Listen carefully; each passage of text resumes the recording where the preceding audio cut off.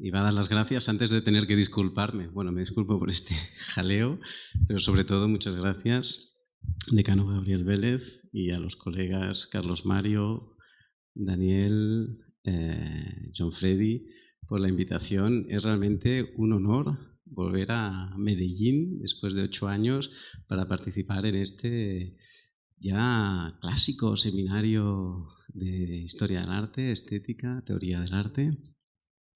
Creo que la primera vez que me invitaron no me lo acababa de creer. La segunda tampoco mucho, porque llegar una vez y hacerlo bien está bien, pero normalmente luego me quieren invitar a otros, ¿no? Volver a repetir es realmente un honor y un orgullo y una suerte para ver a los colegas y visitar este bellísimo país, o al menos una pequeña parte de él. Bueno,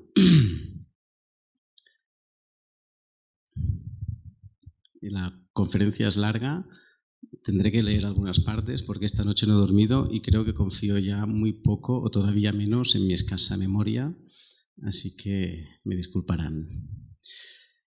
Pocas películas han sabido expresar con mayor audacia la relación que tiene el ser humano con la tecnología como 2001, Odisea al espacio, de Stanley Kubrick. La famosa escena que asocia el hueso lanzado al aire por aquel homínido prehistórico y la nave espacial son una de las elipsis más elocuentes sobre el poder que obtiene aquel que inventa una herramienta. La famosa elipsis con que se inicia la película y que da paso al vals que danza la nave espacial cerca de la órbita terrestre se refiere a la historia entera de la humanidad como producto del poder de la tecnología que la tecnología ofrece al ser humano. Con el uso de las herramientas solo hay un breve paso entre aumentar la fuerza bruta con un hueso y pasar a la conquista del espacio. Una segunda escena, no menos conocida, muestra el otro costado de la tecnología, el poder que ésta ejerce sobre el ser humano.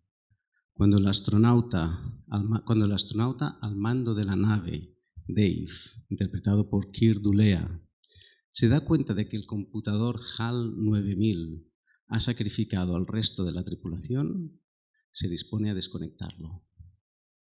Transcurren entonces varios angustiantes minutos en los que se establece una especie de duelo entre HAL y Dave.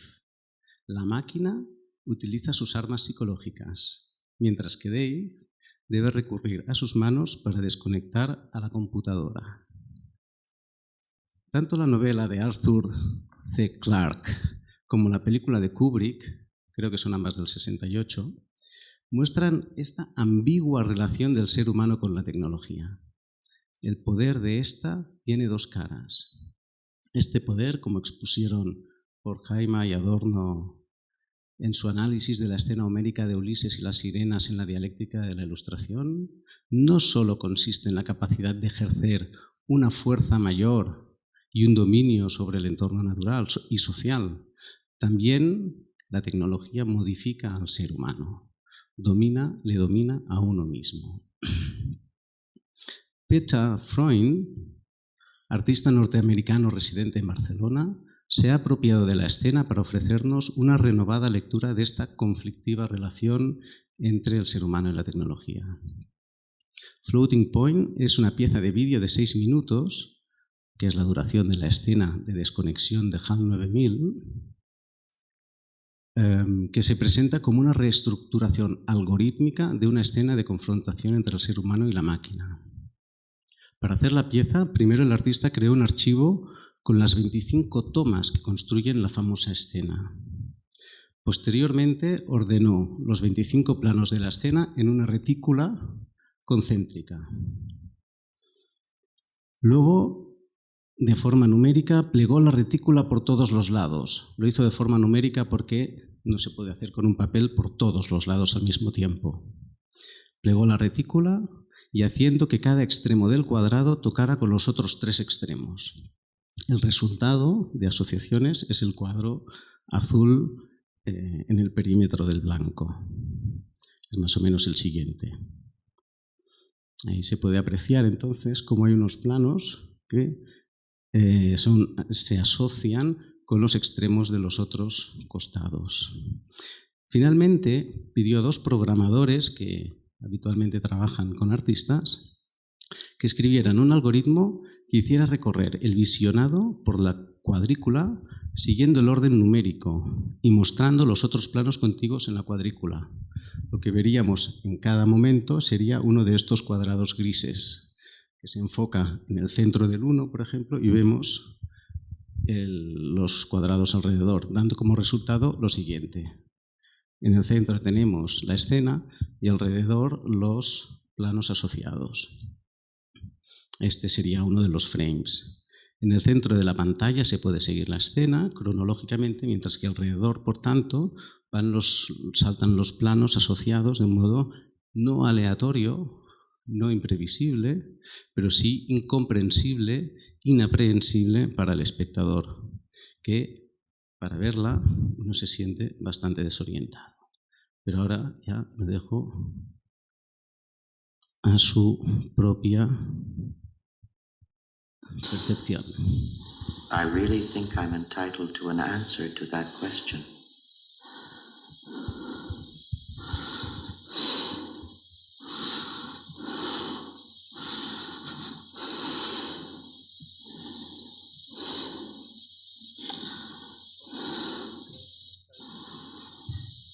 I know everything hasn't been quite right with me.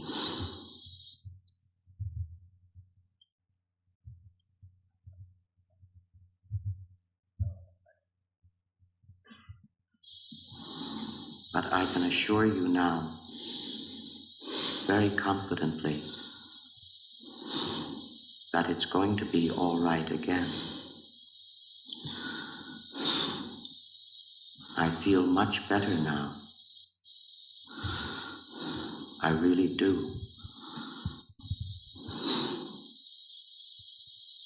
Look, Dave, I can see you're really upset about this.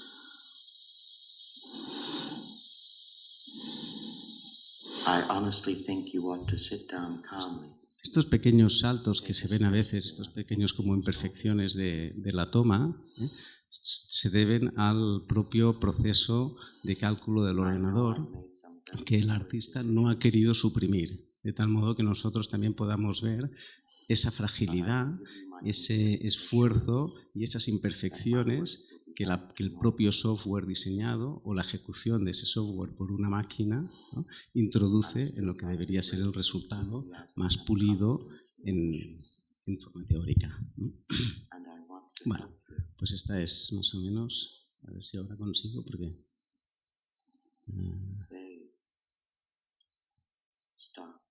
Bien. Volvemos a la presentación.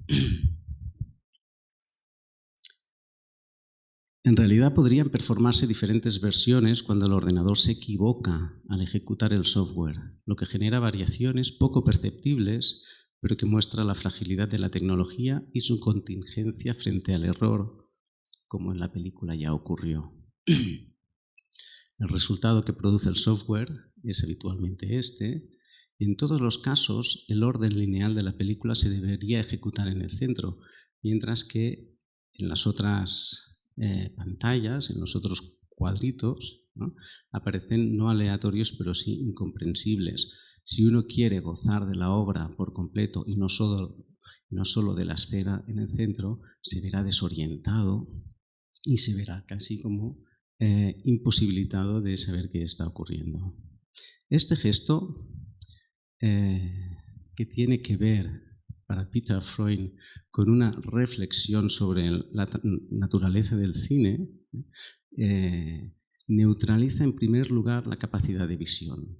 Solo el gesto de doblar la cuadrícula por todos los lados hace que la película, lo que es una pantalla plana, se pase a ser a 3 dimensiones y por tanto se imposibilite la posibilidad de verlo. Y luego su ejecución por sí misma también dificulta la comprensión de la escena. Frente al llamado extended cinema, o el extended painting, o el extended sculpture, o el extended music, Peter Freund presenta un retracted cinema, un cine retraído, doblado sobre sí mismo, que se mira a sí mismo y al hacerlo impide la visión del objeto, pero que nos invita a una reflexión sobre el cine mismo y su poder de influencia sobre la subjetividad. Cómo el cine, como tecnología de visión mayoritaria, dominante durante el siglo XX, es aquí puesta en cuestión y neutralizada como tecnología de conocimiento, y si tomamos como la escena como alegoría, como tecnología de subjetivación, de control del propio ser humano. Al final, pues, el artista ha desmontado la película para volverla a montar en un sistema que muestra su forma original junto a un orden totalmente inaprehensible de elementos. En este gesto tan racionalista como absurdo, irónico, casi ridículo, yo diría, muestra y al mismo tiempo desmonta el drama inherente de la relación entre el ser humano y la tecnología, la contingencia de la relación entre ambos.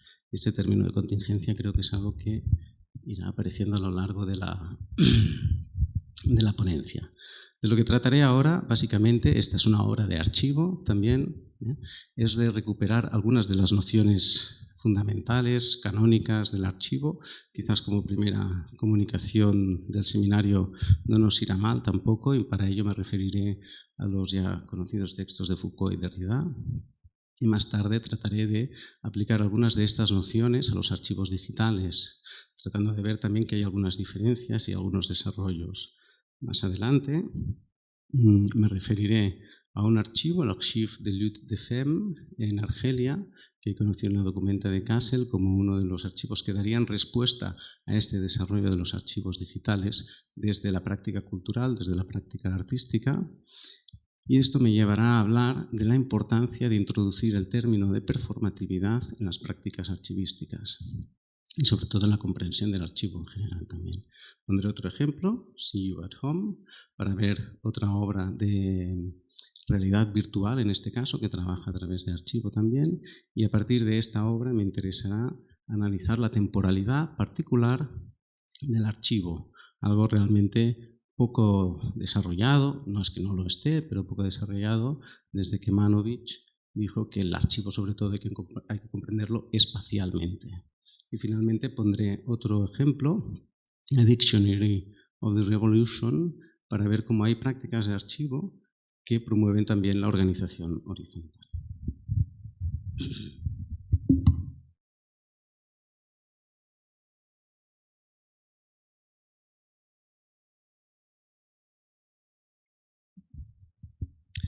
Pues continuamos. Bueno, Foucault y Derrida. Si queremos entender la influencia de los archivos en las relaciones sociales, debemos recuperar algunas nociones canónicas sobre este tipo de dispositivo. Los análisis postestructuralistas y normativo de Foucault y Derrida son quizás los más influyentes en la concepción actual del archivo. Los nuevos patrones de producción, categorización, clasificación, almacenamiento e interpretación del arte definen y promulgan una relación con la realidad a través de las prácticas archivísticas. Me referiré a algunas de sus reflexiones que, aunque sean conocidas por la mayoría de nosotros, nos servirán para contextualizar el cambio que se podría estar produciendo con el paradigma de hoy día. Los estudios de Foucault sobre la episteme moderna me parecen todavía vigentes en sus líneas generales. La noción de carácter abstracto que ofrece Foucault sobre el archivo se focaliza directamente en su dimensión normativa sobre la realidad lingüística del ser humano. Los discursos, es decir, aquellos conjuntos de juicios que organizan nuestro mundo y nuestro conocimiento sobre el mismo, surgen de un ordenamiento previo de las cosas. A este ordenamiento previo al que no tenemos acceso directo, solo tenemos acceso a nuestros juicios y a los discursos, Foucault le llama el archivo. Por tanto, según Foucault, el archivo no es una institución ni un lugar material, un edificio lleno de documentos y objetos, o no sería lo equivalente hoy en día a un disco duro, etcétera, lleno de documentos. El archivo consiste en la ley de lo que puede ser dicho. En otras palabras, es un conjunto de normas discursivas. Son sistemas de enunciados, son relaciones particulares entre conceptos y signos que instauran los enunciados como acontecimientos y como cosas. El archivo es ese sistema de enunciados que da forma a las regularidades específicas de lo que puede y no puede ser dicho. Por tanto, son un conjunto de normas, regularidades, acepciones que se repiten. Dice, y cito aquí la diapositiva, el archivo es en primer lugar la ley de lo que puede ser dicho, el sistema que rige la aparición de los enunciados como acontecimientos singulares. Y cito, y cierro cita. Para el pensador francés, los discursos sobre los que se asienta una sociedad no surgen como expresiones directas del pensamiento, surgen según unas condiciones de posibilidad concretas. Condiciones de posibilidad es una expresión kantiana que no es poco familiar tampoco en Foucault, que determinan los límites internos y externos de lo que se puede decir. Establecen, por tanto, las reglas según las cuales pueden aparecer objetos y enunciados. Por tanto, eso lo que Foucault llama archivo es lo que define los acontecimientos y de algún modo produce, dirá después Derrida, los propios acontecimientos y los enunciados sobre ellos. Se trata, por tanto, para terminar, un sistema de normas que establece el conjunto de relaciones epistémicas e ideológicas. Nos indica, nos determina el qué pensamos sobre el mundo y el cómo pensamos sobre el mundo. No se trata solo de las condiciones de posibilidad, de lo que se puede decir y de lo que queda excluido, de los objetos que serán conocidos y de los que quedarán excluidos del conocimiento, sino también del cómo serán estos objetos y, de forma muy importante, qué relaciones sociales se configuran a partir de ellos. Y aquí la tecnología tendrá un papel fundamental. Bueno, esto ya además veremos que de cara a las prácticas de archivo en el arte, quizás es más interesante observar la propia práctica, los propios gestos, las propias performances, más que los propios dispositivos en sí mismos, puesto que son estas prácticas las que cuestionan, movilizan, etcétera, ciertos elementos que son de algún modo inmateriales o a veces invisibles en el propio dispositivo archivístico. Derrida. Bueno, la noción que presenta Foucault es más fecunda que concreta. Construye una idea abstracta e inmaterial. Y esto es lo que nos permitirá también entender algo más de lo que Derrida desarrolló casi 30 años después en una conferencia. Derrida hace una lectura de espíritu más psicoanalítico. Si me acerco demasiado, rebota. Y si me alejo, no se oye. A ver si lo consigo. Derrida hace una lectura de espíritu psicoanalítico, partiendo de unos textos sobre Freud de la noción de archivo. Para Derrida hay que entender el archivo como una forma de nuestra vida mental. El filósofo de la deconstrucción considera que la formación del inconsciente se debe a nuestro mal d'archive, nuestra pulsión archivística, nuestra compulsión por almacenar experiencias, emociones, convertirlas en recuerdos. Teniendo esto en consideración, no cuesta ver ciertas analogías entre el concepto de archivo y el de inconsciente. La noción derridiana de archivo se acerca, por tanto, también a un sistema implícito, inaprehensible directamente, no accesible, pero que configura desde lo no consciente nuestra forma de pensar y nuestra identidad. Para aproximarse a él, Derrida nos recuerda el origen del término archivo. Muestra que este sistema es agente de un doble origen. Gracias. La vinculación del concepto de archivo con el término arché, archivo arché, es evidente, nombra a la vez el comienzo y el mandato. Este nombre coordina aparentemente dos principios en uno. El principio de la naturaleza, algo que comienza, que nace, que se origina un comienzo físico, allí donde las cosas comienzan, y luego un origen también normativo, que le llama el origen nomológico. Dice, más el archivo también nombra el principio según la ley, allí donde los hombres y los dioses mandan, allí donde se ejerce la autoridad, el orden social. En esta segunda acepción, el archivo es ese lugar desde el cual el orden es dado. Cierro cita. Producir la norma significa determinar lo que se puede archivar y, por tanto, como ya había intuido Foucault, definir lo que es significativo para una realidad.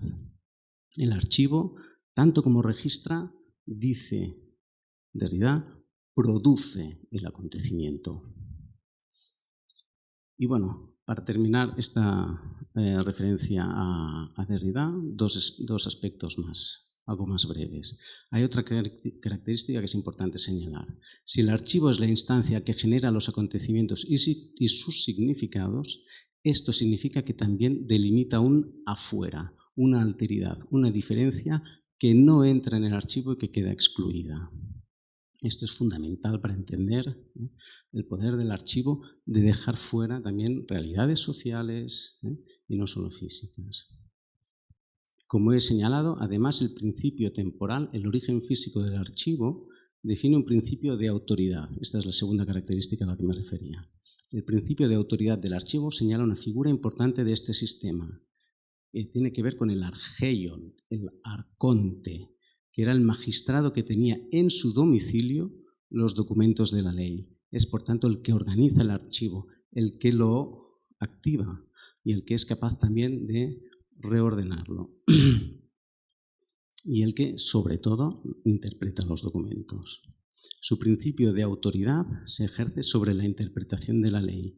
Yo creo que aquí es interesante señalar que no solo la interpreta, sino que interpretándola, o para interpretarla, el arconte crea las categorías de ordenación del archivo. No solo se trata de poner las cosas en su sitio, sino de crear estos muebles que ordenan el mundo.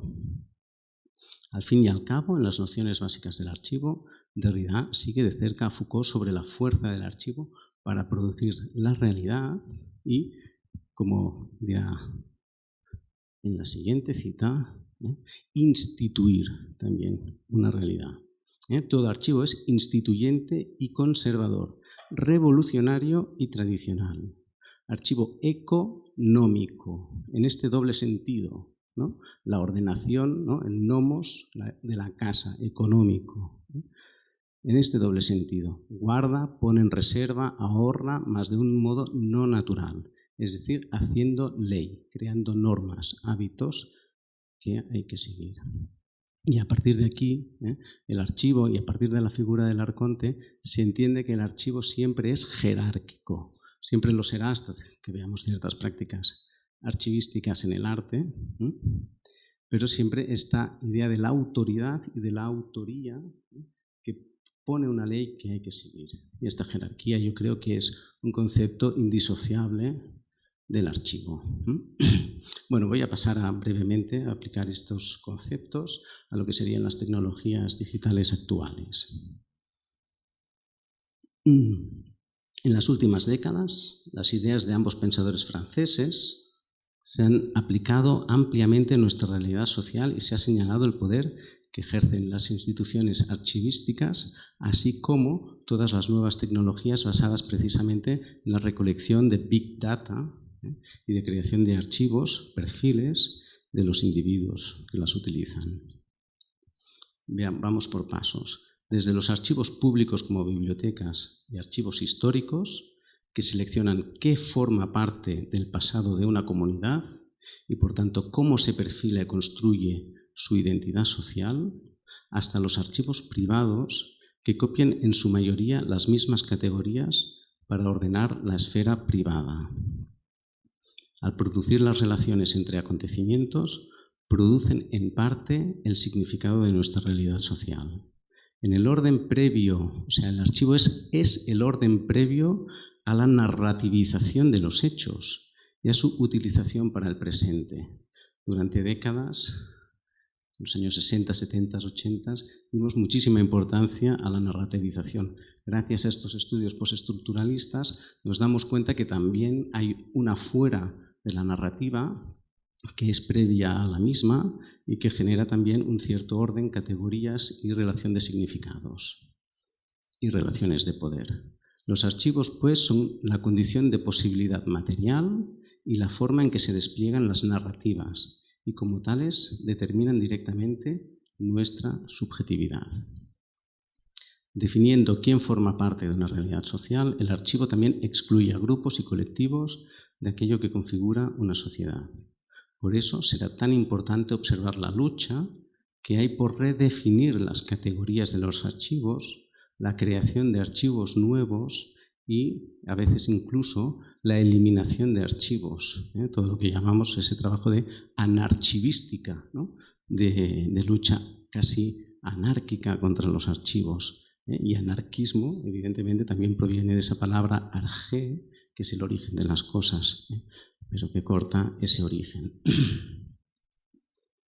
Vamos, pues. Bueno, en la época de Big Data, los archivos digitales acumulan datos personales de todo tipo, de nuestra geolocalización, de la música que escuchamos, las páginas que visitamos e incluso las conversaciones que tenemos. Estos archivos han puesto en evidencia la capacidad de estos dispositivos para construir la subjetividad. Al registrar una serie de datos concretos de cada individuo, los archivos han modificado su propia función social que tenían anteriormente de la época de los Big Data. Anteriormente se accedía a los archivos para encontrar una información que pudiera producir generalizaciones, ciertas normas sobre el desarrollo de una sociedad, ciertas costumbres sobre los hábitos de una comunidad, etc.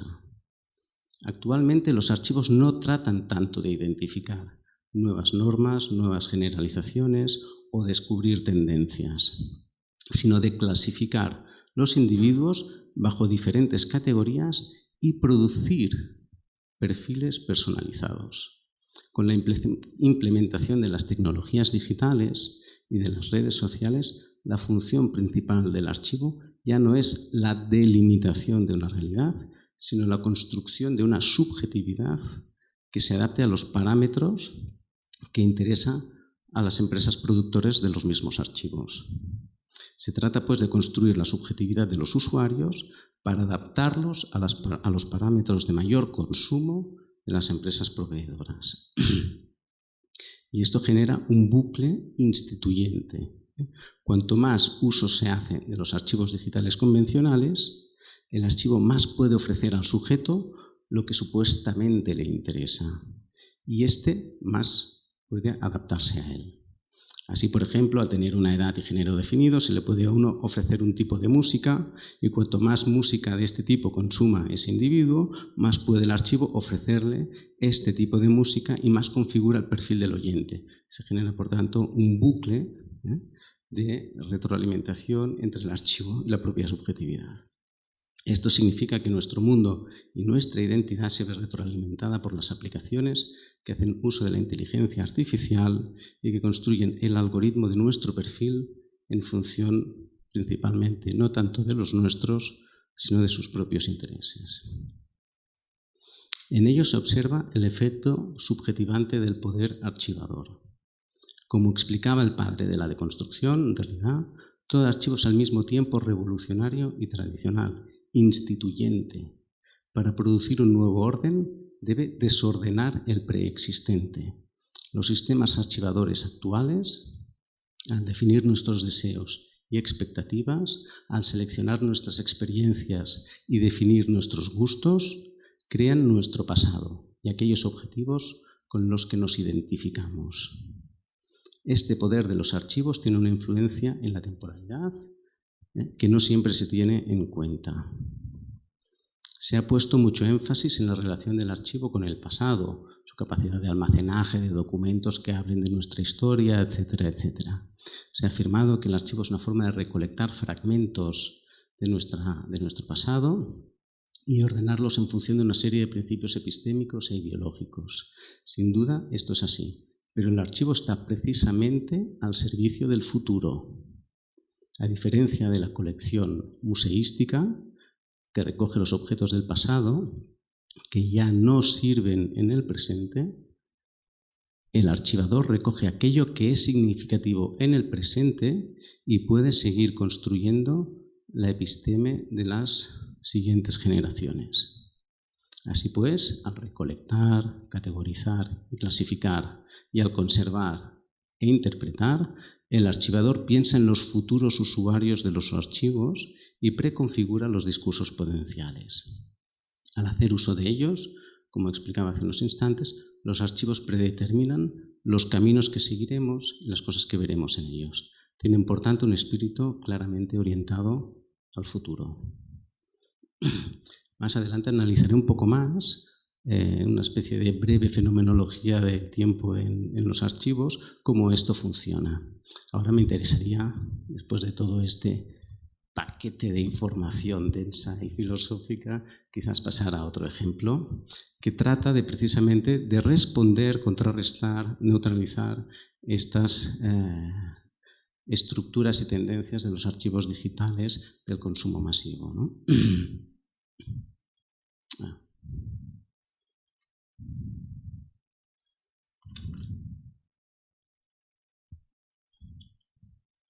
Solo me faltaba recordar una cosa más antes de pasar a esto, mis disculpas.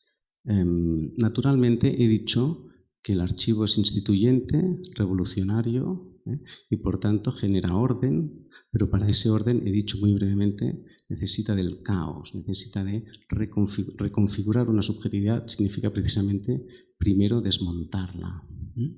Y quería añadir un pequeño concepto, que es el de la amnesia y de la obsolescencia que generan los archivos digitales actuales. Ya se sabía en la época clásica, Platón en el Fedro lo dice claramente, que cuanto más delegamos nuestra memoria a dispositivos externos, notas sobre papel, por ejemplo, en el móvil, la agenda del móvil, todos los teléfonos, etc., menos vamos a recordar las cosas por nosotros mismos. Este es el efecto que las tecnologías están teniendo en muchas de nuestras capacidades. Sentimos que amplían muchas de nuestras capacidades. Geolocalización es orientación en el espacio, memoria de archivo en el móvil es memoria de conservar cosas. Cuanto más ampliamos a través de la tecnología nuestras propias capacidades, también más las delegamos en ellas y menos capacidad de recuperarlas tenemos. Y por otra parte, el de obsolescencia, que tiene que ver con amnesia también, significa que todas estas cosas, todos estos documentos, fotografías, vídeos y números de teléfonos, los acabaremos perdiendo. No sé si lo sabemos, pero ¿quién utiliza ya CDs de música? ¿No? ¿Quién no ha perdido CDs con fotografías o disquetes con información, correos electrónicos que escribimos hace, iba a decir, escasamente 20 años, pero no son tan pocos para muchos de vosotros, para algunos de vosotros, pero para mí, bueno, pues ya. Y que no podemos recuperar, no podemos volver a leer. Puedo leer las cartas que escribía en mi adolescencia y no puedo recuperar los correos electrónicos. Esta obsolescencia implica un proceso de amnesia colectiva, de la que ya están advirtiendo desde hace décadas Andreas Huyssen o Bernhard Stiegler, y que tiene que ver con esta función tanática, destructora de los archivos, y que permite que por una parte olvidemos y por otra parte el propio archivo tenga esa capacidad también de reformatear casi ciertos parámetros de nuestra subjetividad. Bueno, pues con esto quería pasar al siguiente ejemplo. Es un ejemplo relativamente conocido, digo relativamente porque ha salido mucho en los periódicos en Alemania y en algunas revistas de arte. Es un ejemplo que extraigo de la Documenta de Kassel, que pude visitar a principios de agosto y que serviría en la propia Documenta para sacar 20 o 30 casos muy interesantes de archivos alternativos, contestatarios y que de algún modo empoderan a colectivos o instituyen colectivos para levantar su poder y hacerse y establecerse como sujetos sociales. Pero este es, digo, algo más conocido porque tuvo mucha polémica en los medios de comunicación alemanes al ser criticado de antisemita y racista. Este es el Archive des luttes des femmes en Algérie, ¿no? El archivo de las luchas de las mujeres en Algeria. Este es un proyecto de investigación independiente lanzado en 2019, en medio del levantamiento popular argelino, la llamada Hirak, con la ambición de constituir un archivo digital y de acceso abierto. El objetivo de este archivo consiste en recoger documentos sobre el movimiento de mujeres en Argelia desde el momento de su independencia en 1962 hasta el presente. Con la compilación de copias digitales de documentos producidos por asociaciones de mujeres y colectivos feministas, el proyecto construye una historia que ha sido largamente marginalizada. Y dicho, el proyecto construye una historia, no recupera una historia, y hace accesible documentos casi imposibles de localizar sobre la misma. El proyecto fue contactado por el equipo de comisariado de la Documenta 15 de Kassel, de lo que podemos hablar cuando queráis porque ha sido magnífico, y expuso la reproducción de varios ejemplares de revistas, cómics y libros publicados desde 1965 en Argelia. Dos de los documentos provocaron una gran polémica en los medios de comunicación por algunas de sus ilustraciones, especialmente el libro del novelista palestino Hassan Kanafani.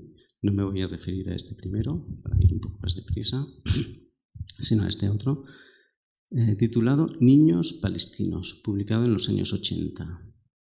En ellas aprecian dibujos sobre dos acontecimientos de la historia palestina.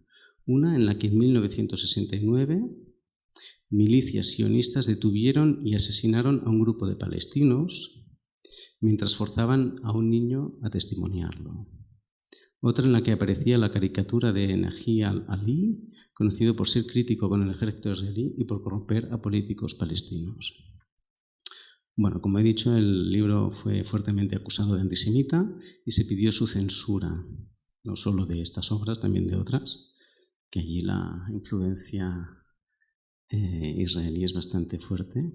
La asociación optó por hacer una profunda revisión de su contenido y después de constatar que no había imágenes racistas ni difamatorias, devolverlo al Fridericianum, la sede principal de la Documenta, para que el público lo pudiera examinar por sí mismo. En agosto publicaron un comunicado razonado sobre su contenido y su política de respeto a la libertad creativa, de expresión y de creación. El colectivo declara que en el libro no hay ninguna imagen racista ni antisemita y esto para mí es lo importante, principalmente muestra la importancia de las mujeres palestinas en la lucha contra el ejército israelí. Pone en especial énfasis en señalar la solidaridad y permeabilidad internacional entre los movimientos femeninos de los países árabes. Y bueno, igual me salto algunos párrafos porque llevo media hora. Lo que para mí es interesante es que este archivo instituye un colectivo, construye una historia y además ha servido para reivindicar valores en una lucha de reivindicación de derechos sociales que tradicionalmente se asociaba más a una lucha heroica de espíritu más masculino, ¿no? Y en cambio han cambiado algo los valores de este tipo de luchas y ha hecho aflorar, ¿no?, las relaciones entre colectivos de mujeres en diferentes países árabes, generando por tanto este sujeto colectivo. Pero en último término, lo que más me interesa señalar de este caso, que es por el que lo he escogido frente a los otros que habría en la Documenta o en cualquier otra parte, es que no ha sido hasta que ha salido a la luz pública en la Documenta y ha sido, por tanto, después susceptible de crítica mediática, que todas estas normas no se han visto realmente cuestionadas, que todas aquellas narrativas tradicionales sobre las luchas de los derechos árabes, etc., no han sido realmente cuestionadas, criticadas, ¿no? Y por tanto es en su exposición pública, por tanto en su puesta en escena, en lo que ahora podríamos pasar ya a llamar en su performatividad, que los archivos también tienen su agencia y su momento principal. Entonces me gustaría hablar brevemente de la performatividad del archivo y luego desarrollaré un poco más lo que es esa temporalidad propia del archivo.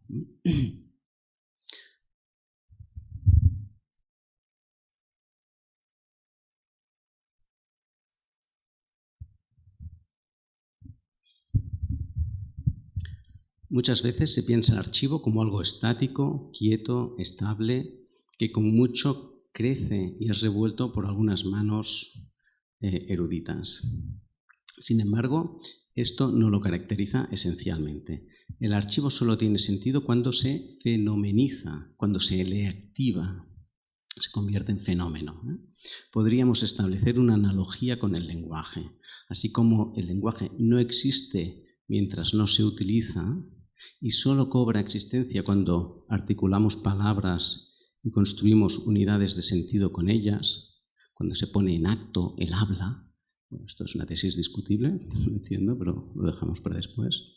El archivo, del mismo modo, no existe hasta que no es utilizado, hasta que no cobra una vida pública y no pasa a ser expuesto frente a los demás. Así pues, el poder revolucionario e instituyente al que se refería Derrida depende, como ha defendido Jens van Alphen, más que de la propia existencia del archivo, depende de su activación y de ser performado. Y esto es la idea que nos ha llevado a el caso del Archive de lutte de fin d'Argélie. Me gustaría señalar que la función performativa de los archivos digitales puede también generar los procesos contrarios. Esta función se traduce en muchos contextos bajo el nombre de interactividad. Hoy en día lo que serían las instalaciones interactivas son instalaciones y digitales que trabajan sobre todo con archivos o con documentos disponibles al usuario para que él pueda hacer sus recorridos, sus paseos, sus derivas por estos documentos. Creo que me saltaré una crítica a Lev Manovich, ya lo ha anunciado al principio de la conferencia.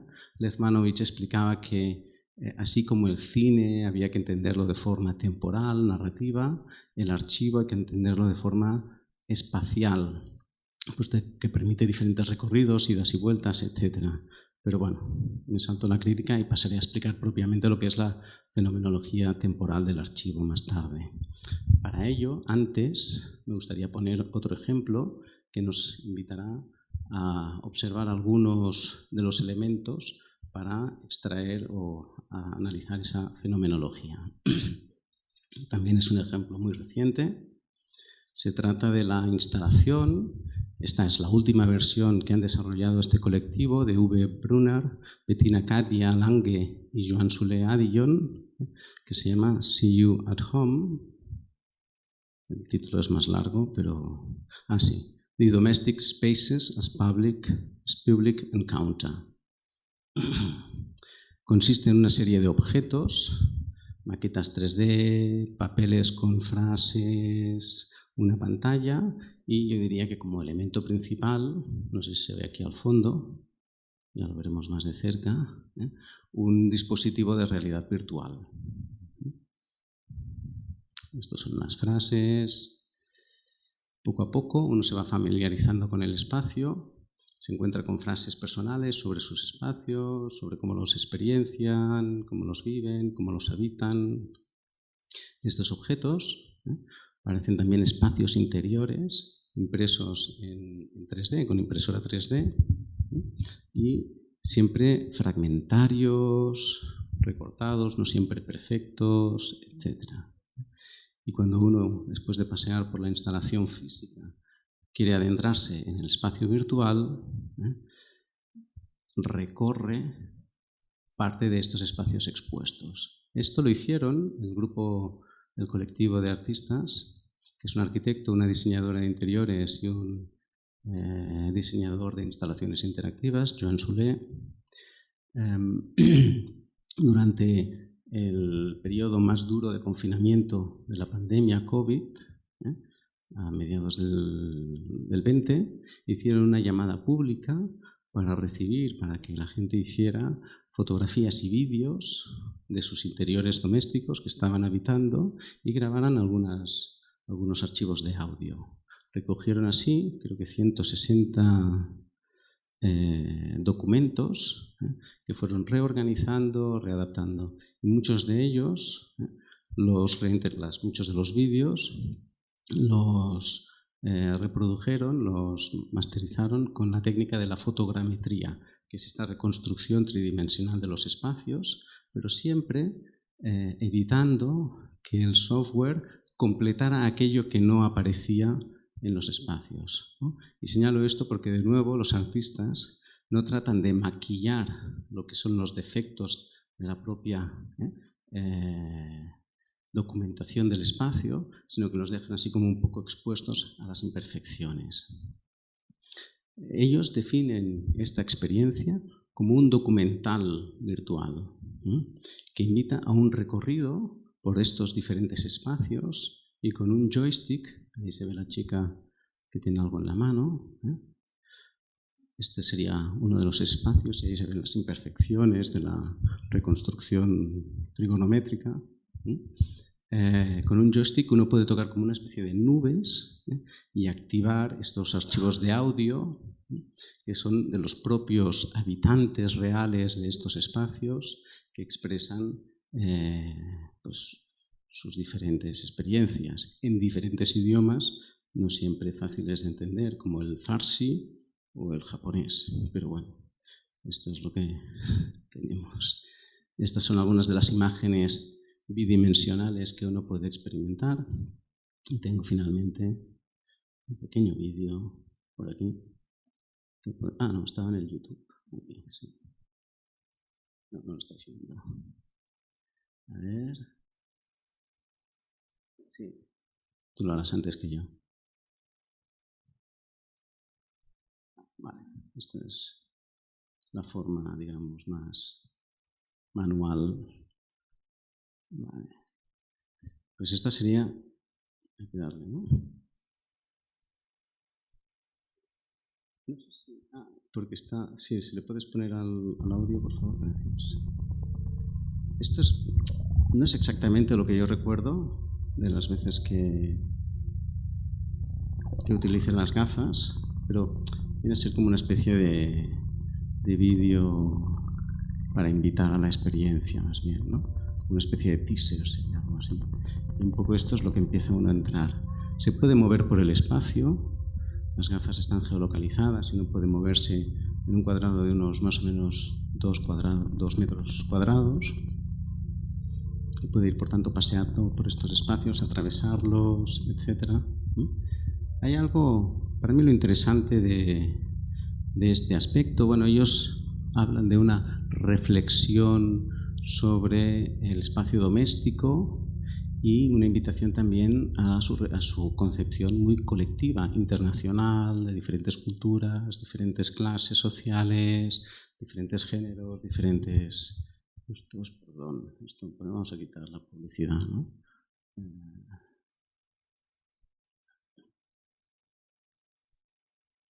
Hazlo tú, sí. Gracias. ¿Cuántas cosas ya? Sí, ¿no? Muchas gracias. ¿Por qué estoy aquí? Vale. A mí, naturalmente, que me ha interesado muchísimo este acceso al espacio doméstico, íntimo, pero tengo que confesar que tenía como una cierta sensación de intromisión al principio, ¿no? Lo que me parecía al principio como una invitación a compartir un espacio privado, alguien que te lo presenta, te ofrece un audio para que lo disfrutes, etcétera, etcétera. De repente yo también me sentía no invitado. Yo estaba accediendo de un modo voluntario, pero no siempre invitado por él. Y había esta tensión entre la intromisión y la invitación, ¿no?, del anfitrión, ¿no? Yo creo que al final quizás esta tensión sea parte de la virtud de la obra, porque si quiere hablar de esta quizás comunidad global, colectiva, respetando las diferencias, cuidando los espacios, manteniendo esas imperfecciones, dando voz, ¿no?, a todos los sujetos que participaron en este proyecto, no por ello deja de generar las tensiones también propias, típicas de cualquier colectivo o de cualquier reunión de seres humanos. Y quizás con esto, esta forma quizás más incómoda de vivir la instalación es también una forma que invita más a lo que nos ocurre en la realidad cotidiana, ¿no? En cualquier caso, se establece una relación de simulacro, una relación virtual de intimidad en la que uno puede acceder a la privacidad del habitante y a su subjetividad. La accesibilidad de la situación convierte pronto al intruso en alguien receptivo y también abierto a la alteridad del otro, que puede encontrarse en Estambul, Helsinki, París o quizás también en Medellín. No tarda en aparecer esa empatía y posibilidad de reunión, esa forma tan espontánea que a uno abre las puertas del rincón de su casa, etc. Este tipo de instalaciones invitan, pues, a un mantenimiento de la diferencia individual y al mismo tiempo al desarrollo de una conciencia colectiva, sin los procesos de desubjetivación y homogeneización propios de buena parte de los usos de la tecnología digital a los que me refería antes con lo de amnesia, obsolescencia y resubjetivización. Entre la intromisión y la invitación a compartir, la instalación genera una breve microutopía de espacios colectivos, con sus comodidades y tensiones, que rompe con el aislamiento y el proceso tecnológico que convierte a los sujetos en individuos homogéneos. Aunque a pequeña escala, esta microutopía nutre nuestro pensamiento sobre el futuro. Y es a partir de aquí que es posible entonces, para mí, recoger ciertos elementos para construir una pequeña, breve, quizás un esbozo de una fenomenología de la temporalidad en la instalación interactiva que podría ser aplicable naturalmente a los archivos digitales.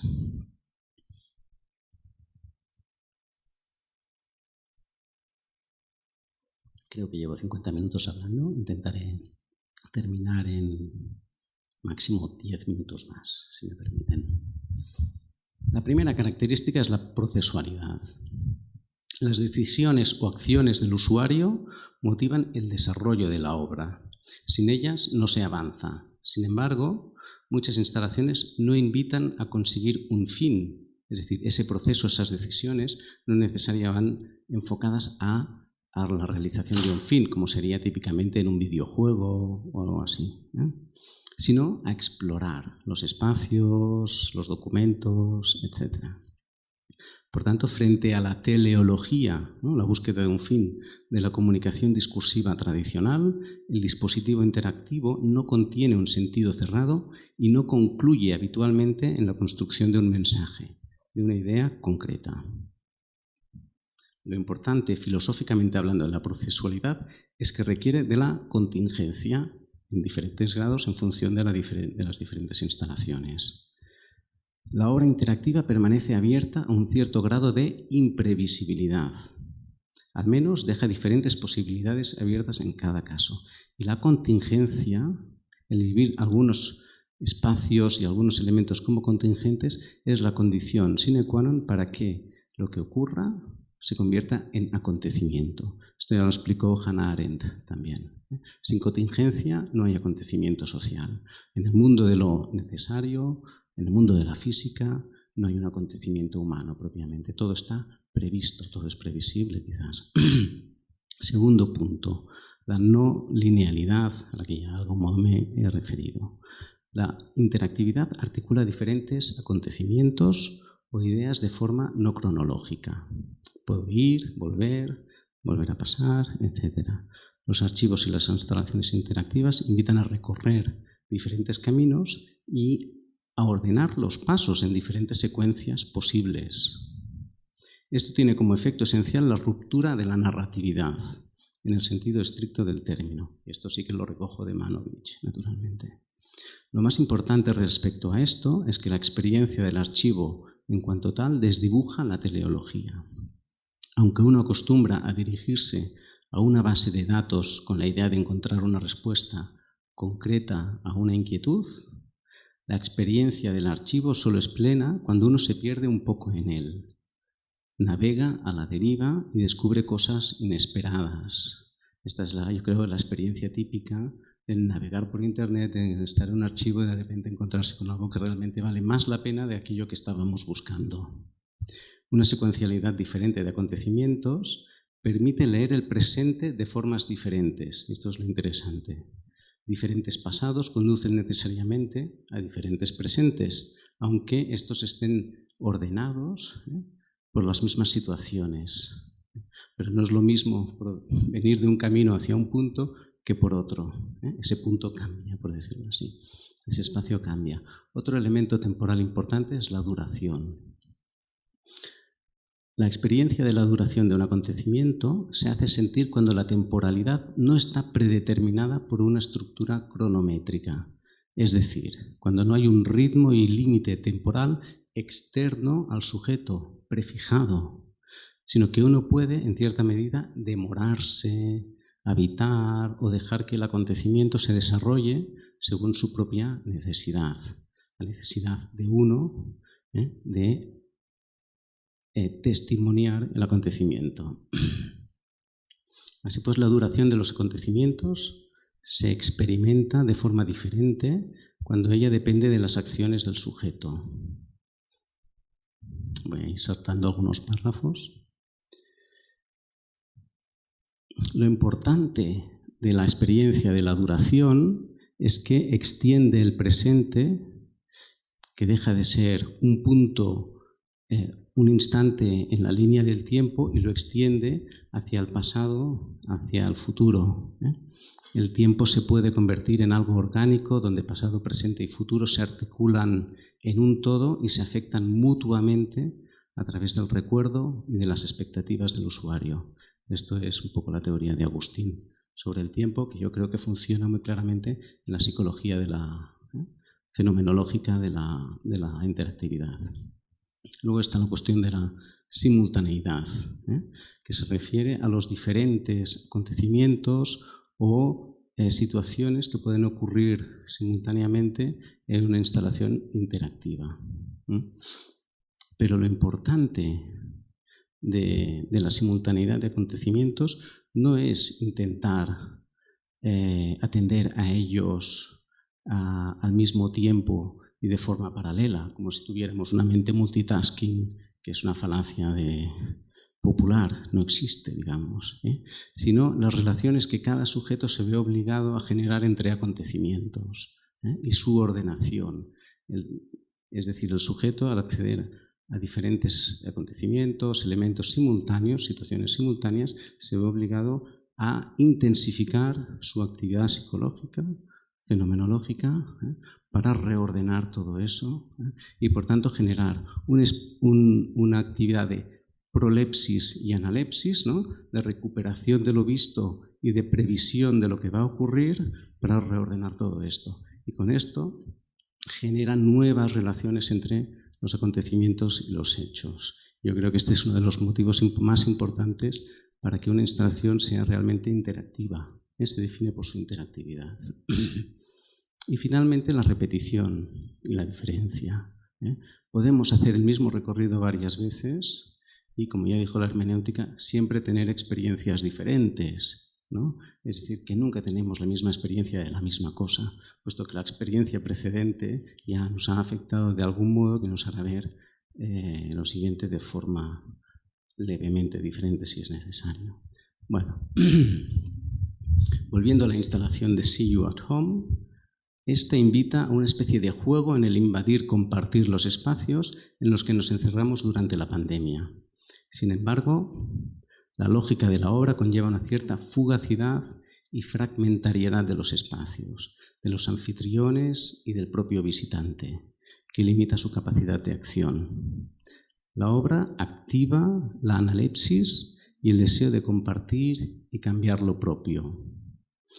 Y diría que tiene la virtud de dejar insatisfecho ese deseo, esa idea del compartir y nunca se siente satisfecha. Al final de la instalación, la vuelta a la realidad implica la propuesta de reflexión sobre el horizonte colectivo mostrado, pero no la construcción de un horizonte común. En un grado no menor, la obra See You at Home mantiene el concepto del arconte, de una cierta autoría no exenta de una cierta autoridad y jerarquía, ¿no? Y para que haya realmente una interactividad performativa, como explica muy bien Erika Fischer-Lichte en su libro sobre la performatividad, tiene que haber un bucle de retroalimentación en el que el participante realmente pueda afectar, pueda dejar su huella en la obra.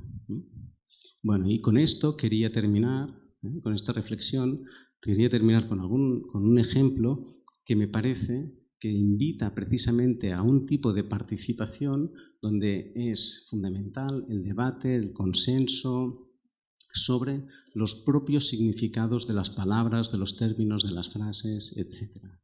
Lo voy a dejar aquí quizás porque llevo ya 1 hora y creo que habré agotado ya casi todas sus energías para el resto del día, pero esta A Dictionary of a Revolution es una página web montada después de un largo proceso de debate entre personas en Egipto, entre egipcios, después de la revolución en Egipto, el año 2011, y en la que se pusieron de acuerdo, tuvieron que debatir sobre los conceptos que se estaban utilizando durante la revolución y que iban evolucionando a medida que los propios acontecimientos también acontecían, o sea, evolucionaban, ¿no?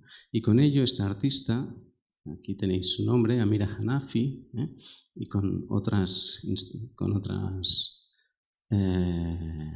herramientas, construye espacios de participación donde el público genera los archivos. Ya no es el arconte el que los produce, sino que es el público el que los genera y tiene que ponerse de acuerdo en las categorías y en los significados de los objetos, generando, por tanto, una visión mucho más horizontal, más organizada horizontalmente, menos jerárquica, más anárquica en este sentido, de lo que serían los archivos. Y quizás esta sería la conclusión. Gracias por su amable atención y su paciencia con todo. Muchas gracias.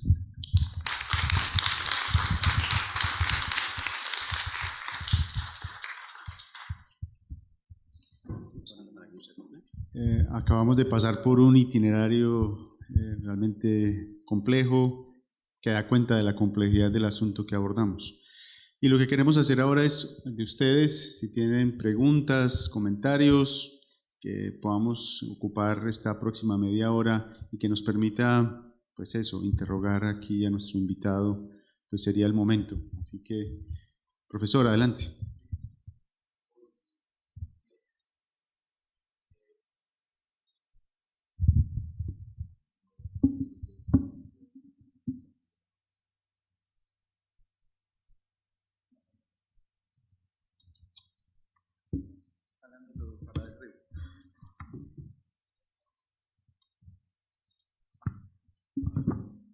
Sonido. Ya.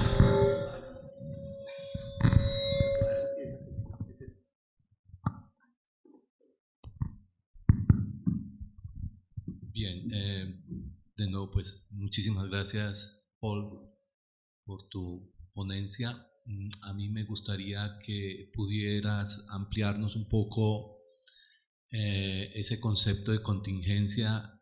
Tú lo anunciaste, pero me quedó la sensación de que había muchas cosas más que decir en relación con la idea del archivo, la posibilidad de que sea, pero que también de que no pueda ser o que no pueda cumplir con sus propósitos.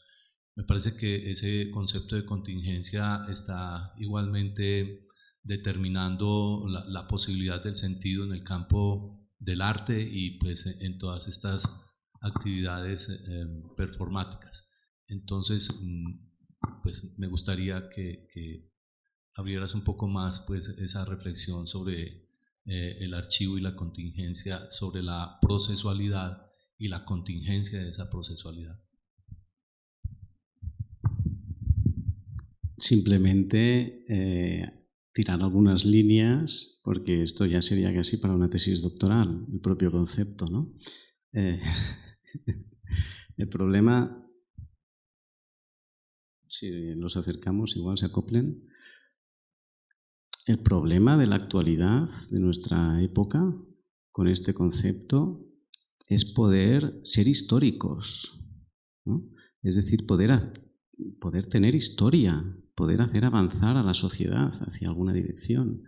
Ha sido ya muy ampliamente comentado cómo el paradigma positivista de la historia en el siglo XIX establece un tipo de comprensión de nuestro pasado cronológico, lineal, como lo venía siendo en la descripción de los hechos físicos, ¿no? Marx en algunos textos, Hegel en algunos también, pero para algunas referencias así, Comte, ¿no? El problema es haber presumido que la historia avanza linealmente de forma cronológica y que no hay contingencia, que es previsible incluso, ¿no? Yo creo que Hannah Arendt es de las primeras filósofas que aboga por un concepto fuerte de contingencia, quizás Carlos me pueda corregir o matizar, ¿no? Para reivindicar la necesidad de ser históricos, ¿no? Donde lo imprevisible, y a veces incluso utilizaba el término de milagro, ¿no? No en el sentido religioso, sino lo más imprevisible pueda acontecer, ¿no? Y esto es lo que a mí me interesa muchísimo. Claro, en el debate sobre tecnología y sobre archivo, donde el archivo genera un orden, establece lo que se puede decir, establece las condiciones del relato, y más todavía en los archivos tecnológicos generados por algoritmos interesados, donde de lo que se trata precisamente es de determinar nuestra subjetividad, nuestra forma de entender el mundo, nuestros propios deseos, ¿no?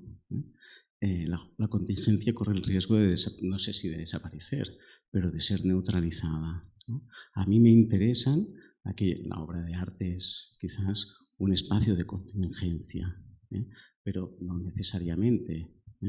Puede ser analizada, puede ser estudiada, puede ser incluso realizada a través de normas, a través de hábitos, de mecanismos deterministas, ¿no? Pero entendemos habitualmente la obra de arte como un espacio de contingencia. Me interesa analizar aquellas exposiciones o aquellas instalaciones que, haciendo uso de la tecnología, que puede ser altamente determinista, generan espacios de contingencia, de indeterminación, de participación, ¿no? De interactividad. ¿Por qué? Porque precisamente de lo que se trata es de recuperar la necesidad de lo imprevisible, de asumir, ¿no? De perder el miedo también, ¿no? Y de asumir que las cosas tienen que cambiar, ¿no? Que queremos que cambien, queremos ser históricos, ¿no? Algunas de estas instalaciones nos invitan precisamente a vivir, a experimentar acontecimientos. Acontecimientos me refiero en un sentido arendtiano, ¿no? Es decir, que algo ocurre y que para mí es significativo. Me marca y me deja una huella. No sé si es más o menos respondido a algunas de tus... Pero podemos continuar. Creo que había... Sí.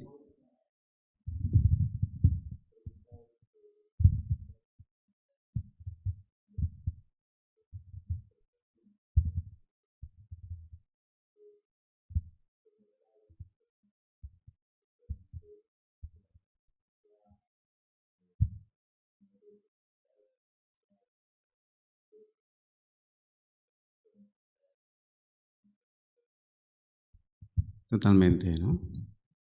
Y este espacio de abertura, ¿no? Esta idea de la expectativa no determinada, una expectativa abierta a que puedan ocurrir cosas, ¿no? Es una predisposición, ¿no? Totalmente, gracias. Gracias por la pregunta y por el comentario, Freddy. No sé si había una... Mientras hablaba vi como una mano ahí detrás, pero dale, procedamos y luego avanzaremos por eso. Hueso o Kubrick, aquí está el hueso.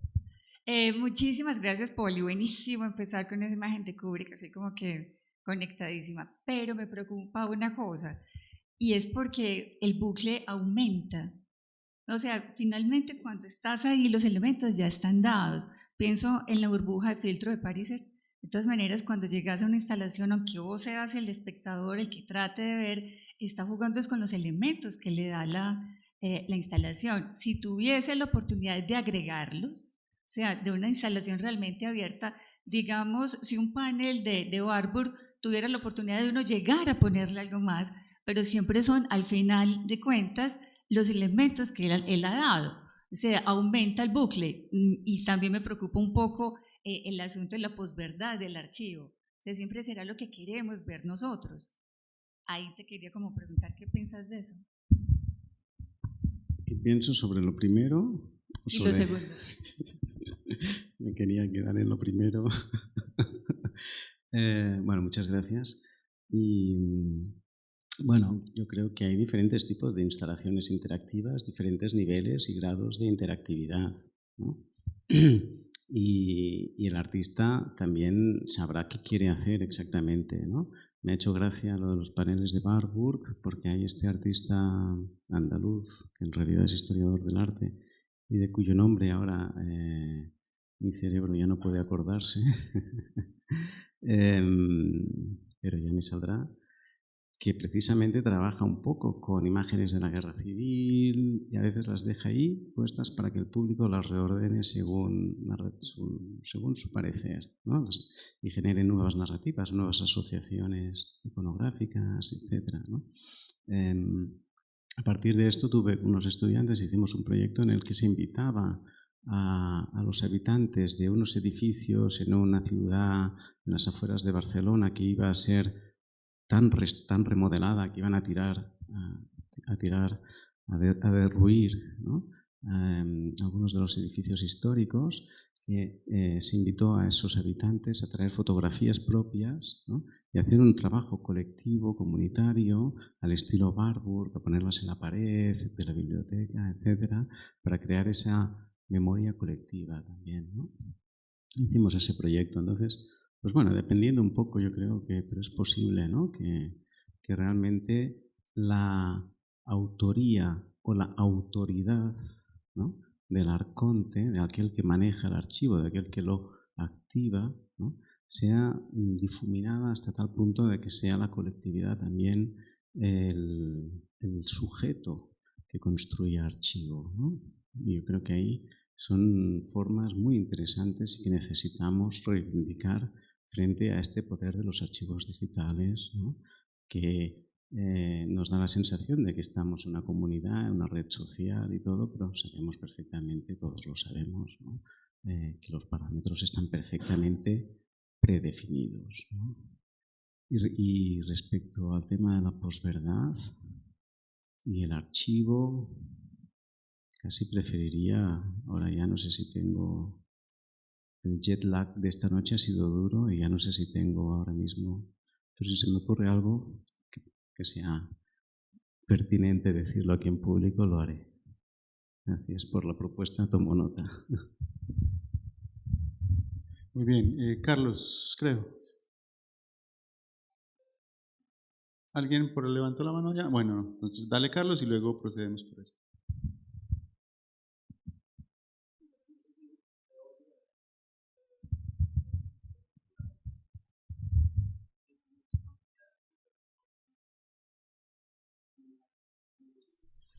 Tú introduces y has insistido en una especie de malestar cuando tienes la experiencia de este tipo de obras.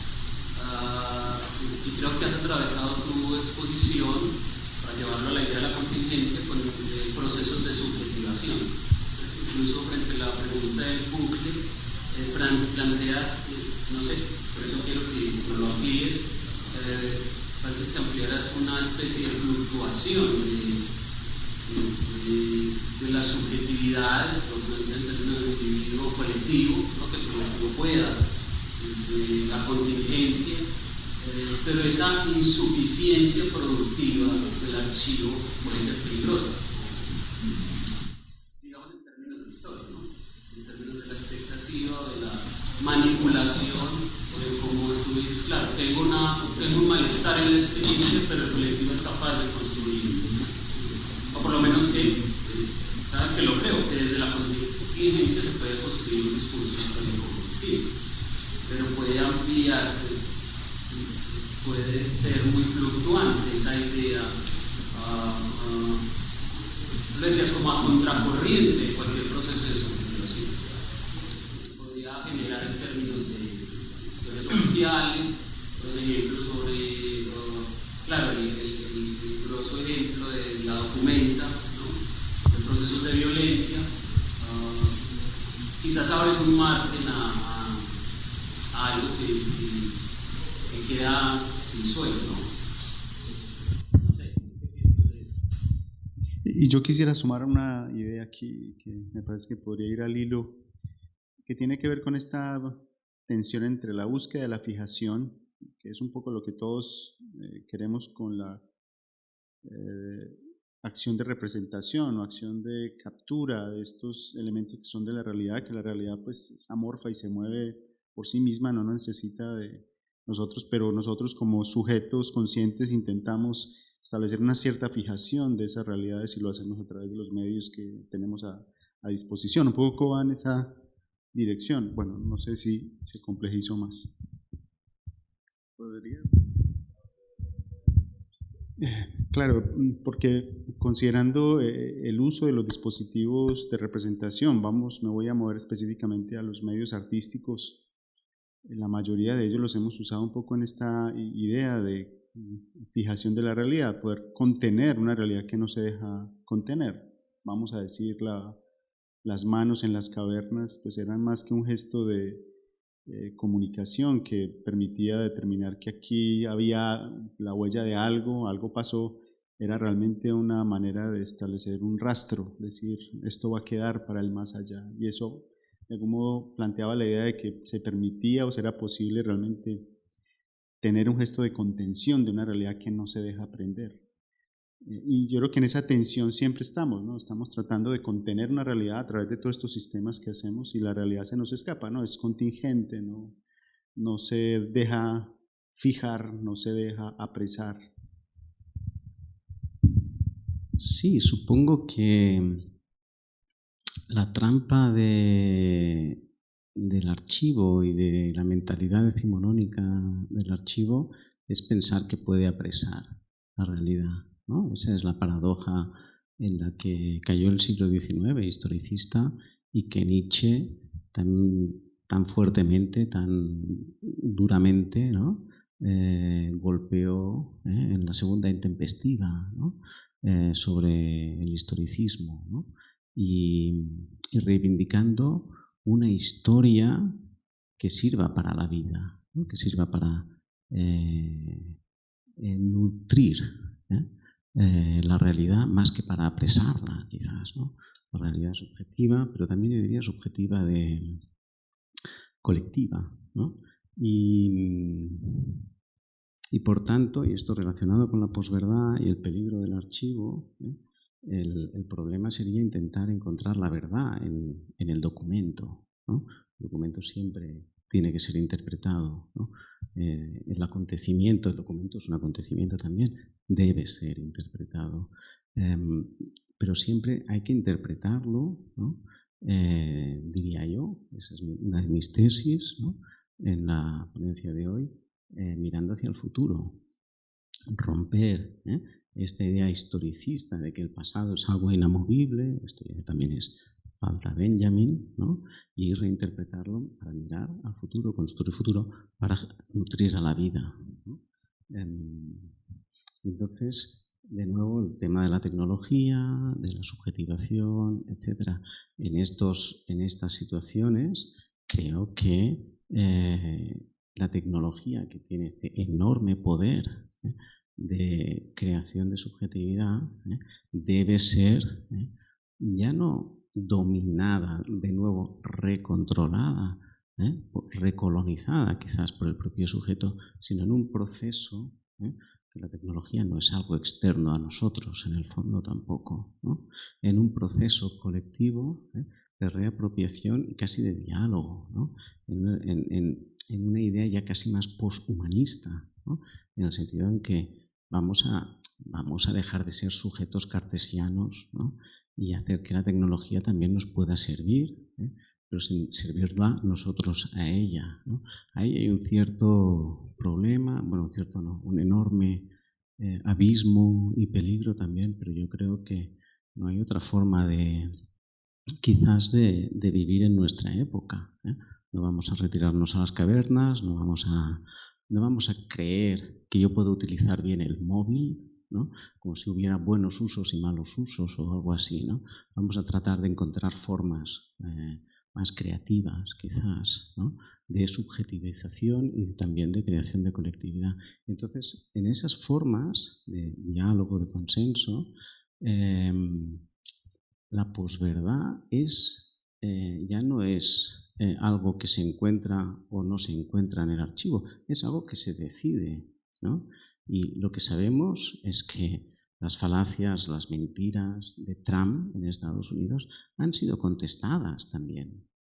No han sido contestadas necesariamente por hechos, sino por interpretaciones más dominantes de hechos. Y yo creo que esa es la verdad. Si tuviera algo que decir sobre ello, creo que tendería hacia allí, quizás a una lectura un poco más al estilo de Pátimo, quizás sobre la decisión de la verdad, ¿no? Una koiné, una comunidad que se pone de acuerdo en lo que ocurre, ¿no?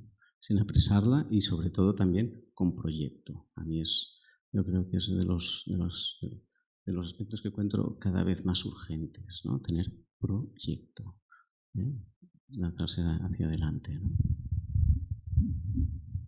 Muy bien. Dale, Lina.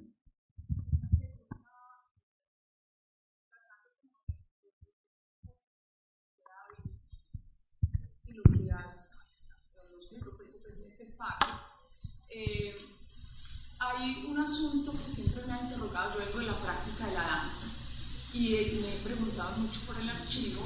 Entonces, digamos, toda esta subjetivación que acontece cuando estamos elaborando archivo me interesa mucho y la quiero ligar como a lo que implica la experiencia, que también lo nombraste, pero en este caso la experiencia del cuerpo, para construir archivo.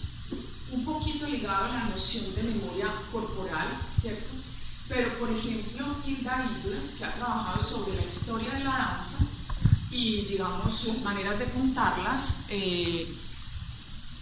sí se requiere.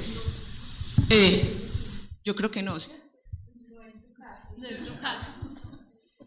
Hilda Islas, por ejemplo, ella ha hecho varias investigaciones sobre danzas de la antigüedad y ella plantea que hay un acontecimiento en el documento, como tal cual lo han nombrado, pero que esa experiencia, para saber qué ha pasado con esa danza, debería ser recreada en el cuerpo del investigador. Es decir, que ella recrea las danzas un poco con el material que hay, que no siempre da una idea completa, y después de eso puede hablar un poco sobre lo que implicó esa historia de esa danza, su contexto. Eso, por ejemplo, nos lleva a otra manera de entender el archivo, y es un poco la pregunta que tengo, porque el archivo vivo no es solamente el archivo que está en una persona, en un sabedor cultural, etcétera, etcétera, sino ese archivo vivo que implica el movimiento para entender un poco el contexto de su historia. Lo mismo el ejemplo que puso Gabriel de la mano allí, que hay detrás, la huella es la mano, pero que hay detrás de todo esto que no podemos ver con la huella, que no sabemos qué pasó. Entonces me interesa mucho esa propuesta de Hilda Islas, porque es un poco pasar por la experiencia y por esa construcción de subjetividad a partir de esto, ¿cierto? De esto que somos. yo quisiera como escucharte un poco sobre eso, porque entonces, claro, a mí me desbarata la noción de archivo. ¿Qué sería el archivo? Porque en los archivos digitales yo puedo ver el registro de la danza, pero el registro de la danza, su audio, su música, etcétera, sigue siendo insuficiente para ese material que es histórico y que podría darnos muchas informaciones de ese grupo, tal vez de una subjetividad colectiva, pues, pero que detrás de eso hay mucho más, y que lo que nos queda en esta noción de archivo occidental es la palabra que describe el acontecimiento y lo que podemos interpretar que hay detrás, pero no siempre eso es como tan interesante para esa vivencia que es tan de cuerpo. Bueno, cumpliendo un poco con mi tarea administrativa aquí, esta será la última intervención, si estamos de acuerdo, para que luego pasemos a las siguientes actividades. No estoy de acuerdo, pero asumo perfectamente la orden, y muchísimas gracias por la intervención. Muy interesante. Yo creo que precisamente, ¿no? Y no solo es la palabra, es la imagen, que no deja de ser un tipo de signo. Bueno, yo tampoco estoy de acuerdo, porque me habían dado la palabra antes. Sí, bueno, a mí me parece... Pero espera un momento, respondamos la pregunta y luego hacemos la tuya, ¿lista? Porque estaba la pregunta pues de Lina en ciernes. Ya, entonces, pero como habías concluido antes. No, era para simplemente pactar que íbamos a cerrar, pero luego haces la tuya, no hay problema. Sí, claro, no hay problema. Pero ¿lo quieres hacer ya o esperamos la pregunta tuya? Por supuesto, hay que responder. Seré un pelín más breve entonces. Sí, el archivo, Mira tú. al final que nos ponemos de acuerdo o no. Por favor, pues ya me espero y respondo a las dos en una intervención un pelín más larga. No, pues es muy interesante la pregunta que acabas de hacer la profesora sobre el cuerpo, y que el cuerpo mismo es un archivo interesantísimo. Y por supuesto, usted mismo lo ha comentado desde el principio, el archivo tiene unos límites desde su creación, y es de recopilación, pero también lo que propone es como archivo vivo y fenomenológico, es decir, de acontecimiento. Me parece bien interesante y que se ve bien reflejado en la pregunta que hace la compañera. Es decir, el acontecimiento del cuerpo que no se puede archivar, es decir, que no se puede dejar como una impronta, como las manos en la caverna, como un vídeo, etcétera. El acontecimiento mismo vivo, fenomenológico, me parece bien interesante, y ese abierto posible al que tú has remitido varias veces de la creatividad, tanto no solamente del artista, sino de la interacción del participante mismo, ¿no? Y que no todas las exposiciones son interactivas o cumplen esa interactividad pretendida a veces. A mí me parece muy interesante también recoger, y eso era lo que quería preguntar desde el principio, ese problema y ese ejemplo que tú dabas, por ejemplo, con la exposición, que también es conocida aquí, esa noticia de esa exposición que fue muy planteada en Alemania, sobre esas imágenes racistas y archivísticas, con un problema muy concreto, y quizá el problema de la verdad también pueda verse ahí. Yo no llamaría posverdad, simplemente el problema de los datos verídicos y llegando más hondo al conocimiento mismo, para que no se crean desde estas subjetivaciones ciertas imposturas intelectuales, que es el peligro al que se viene llamando y diciendo a partir de las deconstrucciones. Entonces me parece interesante resolver el problema de la vuelvo a decir, no posverdad, sino de la veracidad de los acontecimientos, y que la imagen y los archivos, por más versátiles y modernos que sean, muchas veces pueden desvirtuar y hacer como una intoxicación de información que no existe, o que incluso se derivan hacia ideas políticas muy concretas, que también son ámbitos de control político.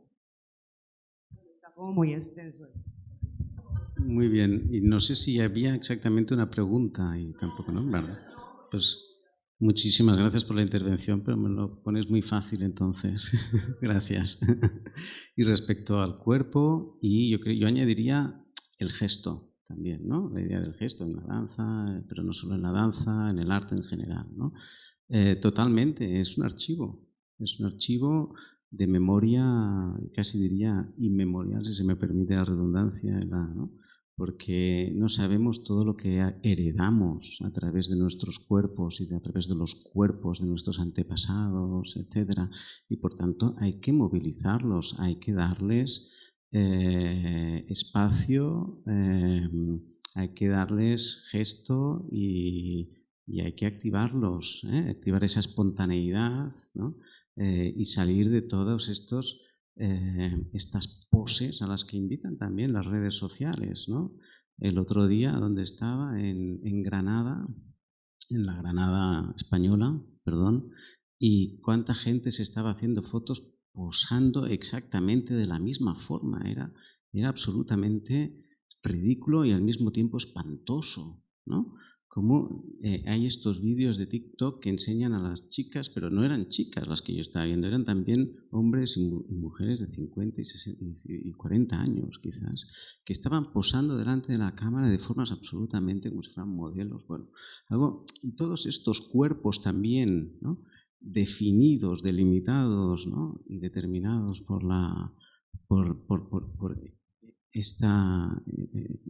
esta comunicación de las redes sociales, ¿no? Debe ser contrarrestada por esta espontaneidad, ¿no?